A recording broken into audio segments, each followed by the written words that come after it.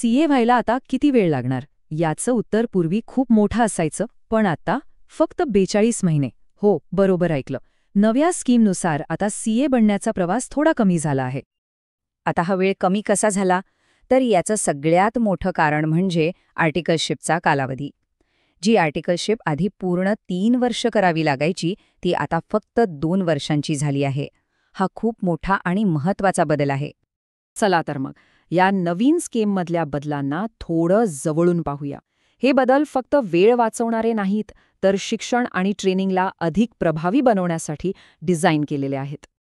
म्हणजे बघा, सरळ हिशोब आहे. आर्टिकलशिपचा 1 वर्ष कमी झाल्यामुळे जो संपूर्ण प्रवास आधी साधारण 48 महिन्यांचा होता, तो आता जवळपास 42 महिन्यात पूर्ण होऊ शकतो.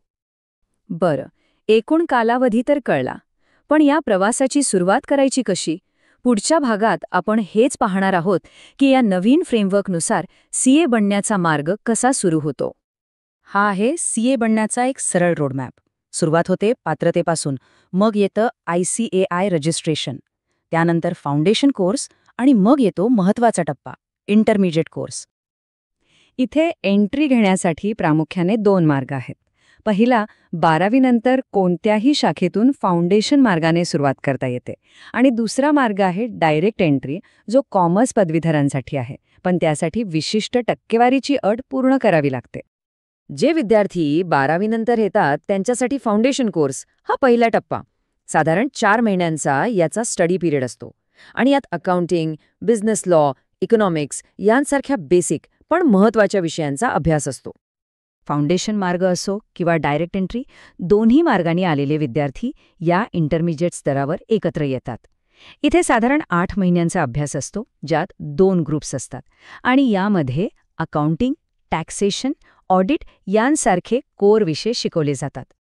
इंटरमिजिएट झालं की येतो खरा टप्पा, प्रॅक्टिकल ट्रेनिंग आणि फायनलची तयारी. आणि हो, याच टप्प्यावर नवीन स्कीममध्ये सर्वात मोठे बदल झाले आहेत. ही गोष्ट अत्यंत काळजीपूर्वक ऐका. पूर्वी कसं होतं, इंटरचा एक ग्रुप जरी पास झाला तरी आर्टिकलशिप सुरू करता येत होती. पण आता तसं नाही. नवीन नियमानुसार इंटरमिजिएटचे दोन्ही ग्रुप्स क्लिअर केल्याशिवाय प्रॅक्टिकल ट्रेनिंग सुरूच करता येणार नाही. नवीन स्कीममध्ये स्पॉम म्हणजेच सेल्फ पेस्ड ऑनलाईन मॉड्यूल्स नावाची एक नवीन संकल्पना आली आहे. हे काय आहे तर हे काही ऑनलाईन व्हिडिओ लेक्चर्स आहेत जे आपल्या सोयीनुसार पूर्ण करायचे आहेत, आणि हे फायनल परीक्षेला बसण्यासाठी अनिवार्य आहेत. या स्पॉमची रचनाही समजून घेऊया. एकूण 4 सेट्स आहेत, A, B, C आणि D. यातले सेट A आणि B हे सगळ्यांसाठी कंपल्सरी आहेत, आणि सेट C किंवा D यापैकी कोणताही एक निवडायचा आहे. 2 वर्षांची आर्टिकलशिप आणि बाकीचं सगळं ट्रेनिंग पूर्ण झाल्यावर सीए फायनल परीक्षेच्या तयारीसाठी साधारणपणे 6 महिन्यांचा वेळ मिळेल. हा वेळ पूर्णपणे अभ्यासावर लक्ष केंद्रित करण्यासाठी असतो. चला, आता एकदा संपूर्ण प्रवासाचं गणित पटकन बघूया. फाउंडेशनचे 4 महिने, इंटरमिजिएटचे 8, आर्टिकलशिप आणि ट्रेनिंगचे 24 महिने आणि फायनलच्या तयारीचे 6 महिने. एकूण झाले 42 महिने.